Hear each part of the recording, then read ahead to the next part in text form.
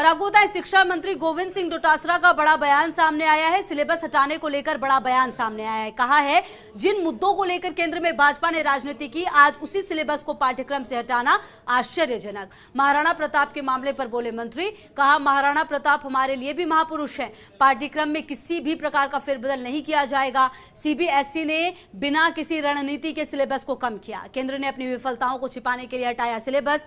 नागरिकता, धर्मनिरपेक्षता, राष्ट्रवाद के चैप्टर हटाए गए। साथ ही भारत के कई महत्वपूर्ण चैप्टर भी हटाए गए जो गलत है। सरकार के साथ इस संबंध में वार्ता की जाएगी। और इसी सिलसिले में खास बातचीत की शिक्षा मंत्री से हमारे सहयोगी ने, आप भी सुनिए।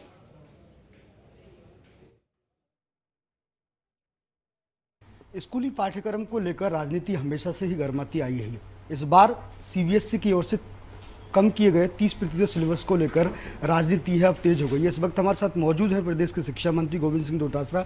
उनसे बात करते हैं। मंत्री जी, अचानक से बीजेपी का यू टर्न लेना, क्या कहेंगे इसको लेकर?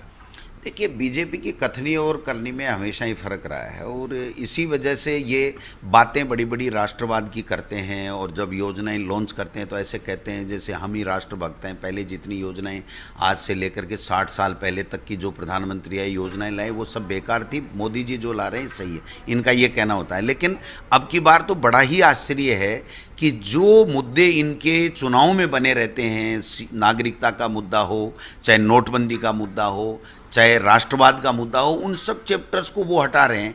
इसका मायना ये निकला कि कांग्रेस पार्टी, राहुल गांधी जी जो कहते थे कि आपकी कथनी और करनी में फ़र्क है, आप लोग छिपे हुए एजेंडे के तहत काम करते हैं, तो वो चीज़ें अब साबित हुई हैं। मैं समझता हूँ सीबीएसई या एनडीए गवर्नमेंट खुद मानने लग गई है कि ये मुद्दे नहीं उठानी चाहिए, ये बच्चों को नहीं पढ़ानी चाहिए। यानी उनका ये दोहरा मापदंड है, वो वास्तव में सबको आश्चर्य में डालने वाला है।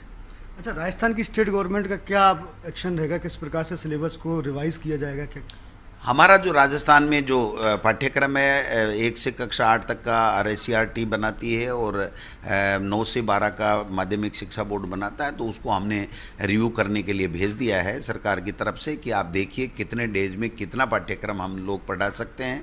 क्योंकि जब कोविड-19 के कारण से कोविड के कारण से जो डेज कम हो रहे हैं हमारे वर्किंग के, तो समीक्षा करवा रहे हैं। जो भी समीक्षा में रिपोर्ट आएगी फिर उचित समय पर उचित निर्णय लिया जाएगा। सर, महाराणा प्रताप को लेकर भी बीजेपी ने कई बार आपत्ति जताई थी पाठ्यक्रम में कि कांग्रेस ने छेड़छाड़ की। इसको लेकर क्या आप चाहते हैं? भारतीय जनता पार्टी जब भी कोई मुद्दा उठाती है तो छिपा हुआ एजेंडा रहता है और आरएसएस के इशारे पे उठाती है, उसके खुद का विवेक काम नहीं करता। आप देखिए, जो 2019 से फरवरी से जो बुक चल रही है उसके ऊपर वो लोग विवाद कर रहे हैं। फिर भी माननीय मुख्यमंत्री जी ने कल कुछ समाज के नेता आए थे, हमारे कैबिनेट मंत्री भी गए थे, उनको ये कहा है कि इनको पूरी रिपोर्ट दिखा दी जाए कि किस तरीके से यह पाठ्यक्रम में कहाँ से लिखा हुआ है।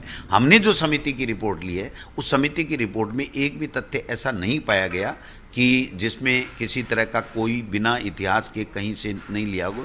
फिर भी मेरा ये मानना है कि माननीय मुख्यमंत्री जी ने अब कहा है तो प्रताप खाचरियावास जी या जो भी आपत्ति दर्ज करने वाले जो नेता हैं वो बैठेंगे तो हम कभी भी उनके साथ बैठ करके दोबारा चर्चा कर लेंगे। निश्चित रूप से हमें कहीं कोई दिक्कत नहीं है। महाराणा प्रताप का शौर्य, उनकी वीरता, उनका लड़ाकपन, उनकी जो विशेषताएं, उस पर किसी को कोई आपत्ति नहीं। और महापुरुष तो वैसे मुख्यमंत्री जी ने कहा, मैं तो बार बार कहता हूँ हम सब के हैं। महाराणा प्रताप हमारे राजस्थान के, उनकी वीरता और शौर्यता कण कण में बसी हुई है, किसी को कोई आपत्ति हो ही नहीं सकती, कोई गलत पढ़ा ही नहीं सकता। मैं कह रहा हूँ, मैं नहीं, किसी की औकात नहीं है कि महाराणा प्रताप जी के बारे में कोई गलत बात करे।